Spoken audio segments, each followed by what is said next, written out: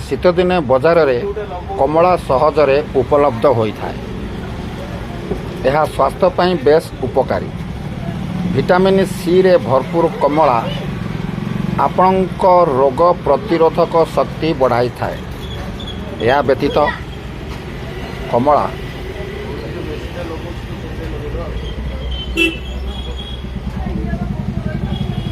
आपण को शीत कारणरू सृष्टि हेउथिबा स्वास्थ्य समस्या को दूर करिबारे साहाय्य करिथाए। एथिलागी शीत दिन रे प्रतिदिन कमला सेवन करंतु। तेबे आसंतु जानिबा शीत दिने कमला खाइबार लाभ कौन।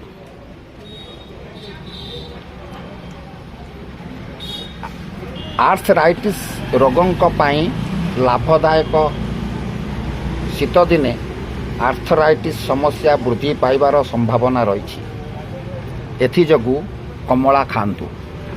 कमला खाइबा द्वारा आपण आर्थराइटिस द्वारा सृष्टि हेउथिबा समस्या को जेपरी गंठी जंत्रणा, कठिनता, फुला इत्यादि मुक्ति मिल पारे।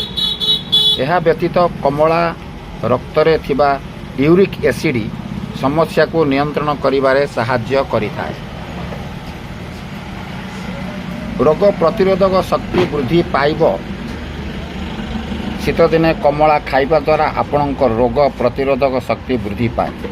एथिरे एंटी ऑक्सीडेंट प्रचुर मात्रा थाए जहाँकि रोग प्रतिरोधक शक्ति बढ़ाई थाए। ओजन ह्रास करिबारे साहाय्य भी करिथाए। कमला खाइबा द्वारा ओजन ह्रास करिबारे साहाय्य करिथाए। कमला रे कैलोरी परिमाण बहुत कम। यह ओजन ह्रास करिबारे प्रभावशाली। जदि आपण ओजन ह्रास करने को चाहती तेबे स्नैक्स भाव में कमला खाई पारिबे।